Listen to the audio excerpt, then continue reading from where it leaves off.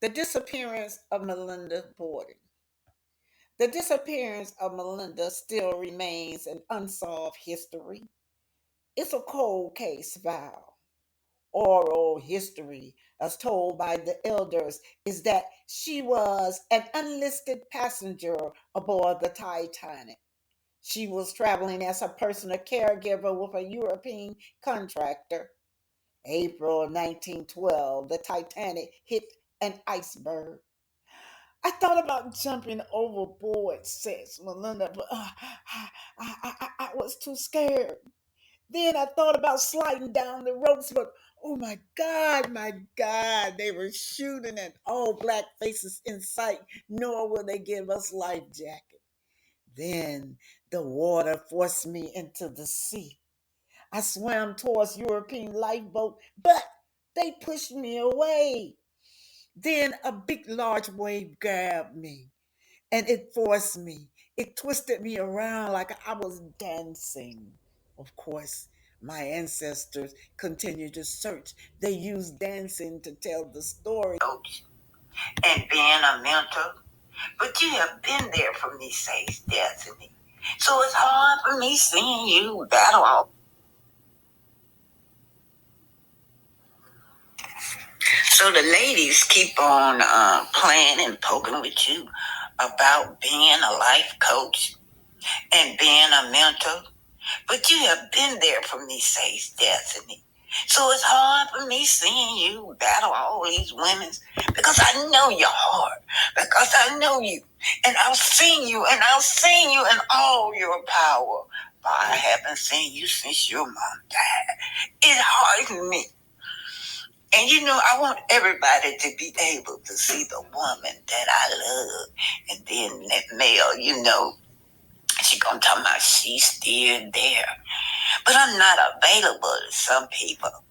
I can see when I'm being played. It's Nell answering y'all. Here she go. Y'all know how Nell feel about being a mentor. So now Destiny have finally poking at her about her being a mentor. Destiny is being too basic, you guys. You know that. Yeah, she is being too basic. So let's just listen to this, you guys. Just listen. On my backup channel, I need maybe about a little over 300 subscribers to get to 1,000. And I need 4,000 watch hours to be monetized. Y'all help me out now. Get me up there so I can come back alive, okay?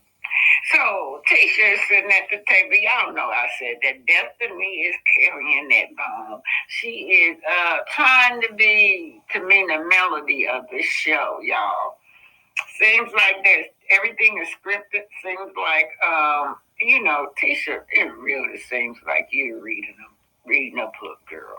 But anyway, so Destiny just left Nell. She's Nell feeling all emotional. Destiny done poked her up again as that mentor. Y'all know that she came in as a mentor, so they got to keep that mentor going. And guess who playing the melody on the opposite side? This time is Destiny. She's playing that melody. All right. I'm like, when Destiny was over there talking to Nell, like, Nell, I've seen the other side of you. I was there, when your mama was passing. You were such a sensitive woman, and you done changed. I know your heart. I know you. And I'm like, what? When did this happen? And all the time Melody was on the show, she was Melody mentor. When did this goddamn shit happen, y'all? When was she her mentor? She came on the show saying she was Mell mentor. She mentioned nothing about Destiny. That's why I know that this sounds so scripted. So anyway, let's move on forward. Here she go again. Destiny's gonna meet up with Kim and Tisha, right? As read it. Destiny, that they don't see each other. They don't fellowship with each other besides family. Tisha come up. So what's up? What's up? She's talking to Destiny as Destiny approached the table. Where you been? What's up? And I'm like, wow, y'all don't socialize with each other. Not a phone call, not a face something, Instagram or something. Shoot me a text. But anyway, Tika come up, what's up? What's up? Where have you been? And then Destiny let them, well, I just been working, I just been working. And then she turned around and said, Destiny said, I had a business lunch with Martell and Chris. Oh, Lord. Well, she had to say that, boy, that sent Tisha in another world. Oh, no. Oh, no, now, hear me out. Hear me out. Says, Destiny. We had a business lunch. Y'all know when Martell he had planned to rebuild his old home and just start rebuilding again. He said, get into real estate to recoup what he lost. And he had his plans laid out on the table. But it was Chris at the table with Martell and Destiny. Chris threw that girl under the bus, y'all. I don't know if y'all know that, but Chris got in his confession. He said, well, I know what I do, but I ain't never said Destiny do no real estate work. Now, I'm just paraphrasing. Oh, God, I just started laughing. Y'all remember last time she had to try to come into real estate. They blasted her. She didn't have a real estate license. It was inactive, and she was not allegedly hired at the place that she said she was going to start. So that just faded away. But nevertheless, they finna go on this adventure. Destiny, Chris, and Martell. So now y'all know that Tisha can't stand Martell. Tisha can't stand Martell. Martell be releasing all those skeletons out of the closet about her family. She cannot stand him, but she put up with him because of her husband. Now, hear me out, saying, Destiny, just hear me out. She told her husband, Chris, that she felt gained up on. Yes, y'all gained up on her. Y'all did. Y'all gained up on Mell, but look, on Nell, but karma, that's all I can say. Now, Nell, that's your karma. I thought Melody was going to have an ally. But you harden your heart towards Melody. Turn your back towards Melody. Even try to make Melody look so bad about how, she was on her your mom was on her deathbed. Now, I'm not going to say that didn't happen. I don't know the details of how that happened. But I've taken care of my mama, too. Sometimes you just need a break. That's how I picture Nell just needing a break, and she had to, take a break, to recoup when you're dealing with seriously ill people. So, Melody, she knew Melody was a friend she can confide in. But anyway, once they talked, that's what I got out the conversation. But Melody, anyway, at the reunion, apologized to her, and I like how that ends. Let's go back to Destiny. Destiny, now hear me out now. Chris mentioned that you all felt gang up on Nell. Y'all gang up on her. Karma. That's all I can say for you, Nell, Now you're walking in Nell's shoes. That's what you're doing right now, sister. You're walking in her shoes. Melody was a friend to you. These people don't care nothing about you. You sitting down at this table, just telling these people. Destiny sitting down at this table, pretending like she's your friend and keep carrying the bone and keep drama stirred. Yeah, they ganged up on her. Do I think that Nell was ganged up on, said Destiny? No, I don't. But I can see her perspective. That's what she said. Yes, Lord, you can see her perspective. And then Kelly gonna say, well, look, something like that. Too. We get to going down, counting about how many people was upset with her, what she was saying. And, definitely like, oh, me? Are you including me? Yes, you. Definitely. You mean 3. And what did I say? Said Destiny. Well, Kim said, you told Nell that she was hollering at us. Well, she said, well.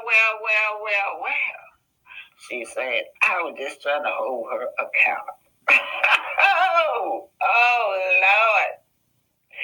Of course, Kim getting her confession said, no, but we were trying to hold her accountable too. So Tisha gonna join it.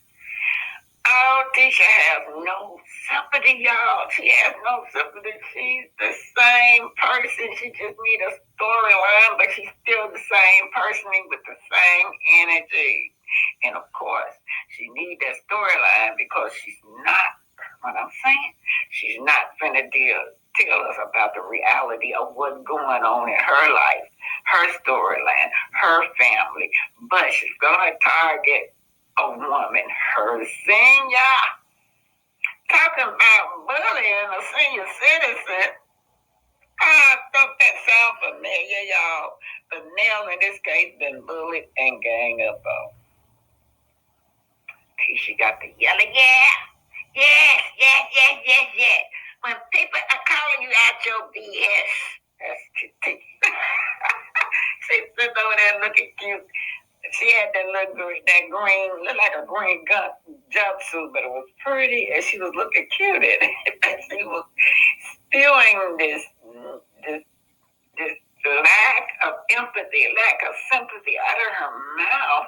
It was hard. It just took away from her looking so pretty that day. But anyway, Tisha said, yes, when people are calling your BS, then you can actually feel like you've been ganging up. Lord.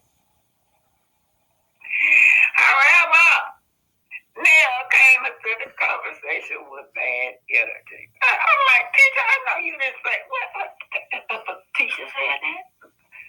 Girl, you're the captain of bad energy. All right, then, here come Kim.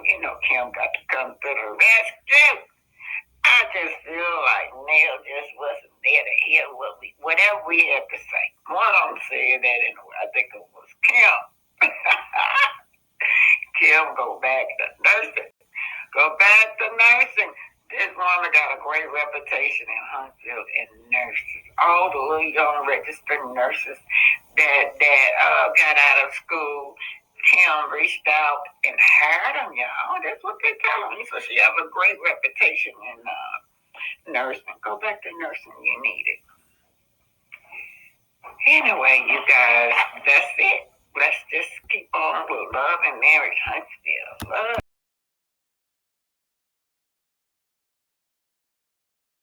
Allowed to tell the story. Most of them was during this time. But Miss Fletcher has passed on. And she was the oldest. I think all of them is gone now. Miss Fletcher's the last one. But my husband he was so tender. He just broke down. He said, baby, we lost everything we had. This is OC the Great. So on that day, the next generation of fearless revolutionists walked on bloody soil of their ancestors. It was their 100-year anniversary. I'm telling you, we visited the centennial, the 100th anniversary of Black Wall Street. That was a proud day. You had all these different organizations. You had gun clubs, you had motorcycle clubs, Black Panther, or just individual old civil rights activists like me, right? And Biden turned them down. Though it was 3 of them, you guys, y'all gonna see they gave them that parade that same day. Biden turned them down. And I'm saying, I know, here it is, Miss Fletcher and her brother, the other young lady over there. They're getting ready to get enough money to pass down to their children for generational wealth. And they said no, but yes to Afghanistan. Now, Afghanistan, these men fought in that Afghanistan war, right? They are upset with the way America has treated the Afghanistan. They have gotten reparation, whether you want to call it or not. Reparation. And we still haven't gotten reparation, right? Fundamental black America needs reparation. Cut that check! Let's get more Greenville. I say Greenville. Greenwood, Tulsa. You know what I'm saying? This is the land that they bombed. You know what I mean? This is the same land they bombed. You know. And yeah, they don't want to see us. They don't want to see this type of unity. Now. Black power! Black power! Black power! Black power! That's Miss Fletcher and her brother. But I'll never forget when Miss Fletcher sat down there in front of, I think it was Biden and lots of the other politicians, and told the story of how she remembered it, y'all. You know, they always want you to say, well, that was just so long ago. That was so long ago, and here it was, Miss Viola sitting there. Oh no, it was not that long ago. But the Greenwood neighborhood was seen in runs after a mob passed during the race massacre in Tulsa, Oklahoma, June the 1st, 1921, y'all. One of them is 109-year-old Viola Ford Fletcher, otherwise known as Mother Fletcher. So she was 111 when she died. This was 100 when she was 109. She gave an interview, y'all. She says, "I have lived through the massacre every day, every day." And don't y'all know that when she sat down there on that 100th anniversary at that event in front of all those black politicians, and Biden was there too, I was saying this was it. This is it. She and the others, it was all three of those elders sit down there and so eloquently told this about the Tulsa race massacre firsthand. I remember just watching it on a big screen saying, this is it. They are finally going to get reparation. Even if they're not going to get reparation for everyone, these three people right here, Miss Fletcher and her brother and the other lady, Leslie. Okay, let me read this to y'all. She says she remembers, y'all. I have lived through the massacre every day, but she just can't forget it. Miss Viola Fletcher is the oldest known survivor of 1921 Tulsa race massacre. We will never forget this history, Mother Fletcher. On its 104th anniversary, we honor the lives of the Tulsa race massacre victims and the legacy of the Greenwood District. It's a community that amplified the power of Black excellence, the power of success and freedom. The justice system have failed Greenwood survivors and descendants, so we must continue to uplift their voices and share their stories. Take a few minutes out to learn what happened in Tulsa, then share the history with friends. Viola Davis post from Facebook, you guys. extremely financially successful. Hey, this is a problem. And the Black people in Tulsa were doing great business. They were very successful, more successful than a lot of the white people there. They were about to start doing international business, and that scares people when we start doing international business. So they concocted that little farce where they said a Black man tried to sexually assault a white woman in an elevator, and then they tried to run down on the Black people. And what happened was the Black people fought back. That first day of the Tulsa race attack, the white supremacists attacked the Black people, and the white supremacists got their asses whooped. Them brothers whooped on them. So what they had to do, they had to get backup and reinforcement from the National Guard, and they started using planes to drop bombs. They had to hit the planes and drop bombs on the Black business district there. This first time in United States history where a bomb was dropped on citizens here. That happened with the Foundation of Black Americans in Tulsa. So they just massacred all of those beautiful Black people, and they never gave compensatory justice. They never compensated those people. And the survivors, many of them were alive for a long time. In addition to Queen Mother Fletcher, there were some other survivors who were alive up until a few years ago. It was about wasn't about three of them, family, if I'm not mistaken. It was about three of them, right? Because I remember seeing a few of them. They would have a few of them doing, press conferences and things like that. It was about three of them, right. So the other two died, but Miss Fletcher, Mother Fletcher, she held on, man. And that was a spiritual message. That was a spiritual message, ladies and gentlemen, for her to remain here that long. Because, see, for a long time, America's tried to dodge reparations by claiming, well, the victims aren't alive anymore. When we start talking about reparations for slavery and Jim Crow atrocities, that was 100 years ago. Nobody's alive today. Oh, yes, they are. Oh, yes, they are. And Miss Fletcher was right there in their faces like, yeah, you owe. She was hollering about her money, too. Yeah, I want something. I'm here. Yes, we are still here. I'm here. So her presence, just her very presence, that forced the country to confront the truth.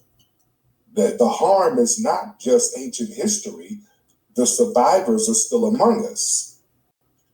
And her longevity had spiritually blocked the dominant society for using that was a long, long time ago excuse. So they couldn't do that. So they had to play games and duck and dodge and do little grimy stuff to deny compensatory justice. And that woman's life, it represented a divine time capsule of unsettled ancestral justice, ladies and gentlemen. See, the Most High, man, it'll leave certain people on earth to be spiritual witnesses. So that sister, she endured 111 years. And that was a symbol that... I was just going to say that for Tulsa 100th anniversary, myself and some comrades, a whole lot of different organizations like the Black Panthers, and just gun groups, motorcycle gang groups, just different organizations. It was very, very positive. We all went down there to the 100th anniversary of Tulsa. I'll never forget, and they gave these ladies, Miss Fletcher, her brother, and another lady, a parade, you guys. That was so fantastic. But anyway, Biden, I never forget, she spoke on a panel in front of Biden about reparation. He turned her down. He said no. So that hurted my heart. You know that? But anyway, Miss Fletcher, honoring our ancestors. What ancestors' assignment did Viola Fletcher leave for FBA? Great question. Trauma of Tulsa was never repaired. Like, we don't forget. The nation's debt to Black Americans remained unpaid. The lineage harmed by anti-Black terror is still here. So her longevity was very intentional from a spiritual standpoint, ladies and gentlemen. Right, the spirit realm preserved that sister here to testify on behalf of the ancestors. You know what I'm saying? So they couldn't just bury that stuff. Oh man, this was some spiritual stuff here, man. And she lived long enough to overlap with the foundational Black American delineation Renaissance movement that we're having right now. Her energy lends to that. See, she lived to witness the rise of the modern delineation movement where foundational Black Americans are reclaiming our lineage. We're demanding specificity. And we're pushing for tangible reparations. Yeah? So her life bridged two eras. I want y'all to understand something. See, this was very, very important. I want y'all to feel me. She was a part of raw racial terror, and she was a part of lineage-based reparations demands that we're having right now. So her energy was here for us to take up and continue with. You understand? That overlap is spiritually powerful, ladies and gentlemen. Her presence, it validated the argument that reparations are not just symbolic, they're owed to an actual lineage that's harmed. And they're still surviving people who never saw justice. Yeah? And she kind of symbolized that ancestral endurance and that foundational Black American spiritual resilience. You understand? Very few people live to be 111. You know? Ooh, I want to claim that blessing, y'all. I'm older than Nigeria. I have to remind those tetters that every time they come up on there and talk to Tariq, that's what I be saying in the background. But anyway, what ancestors' assignment did Viola Fletcher leave for FBA? Great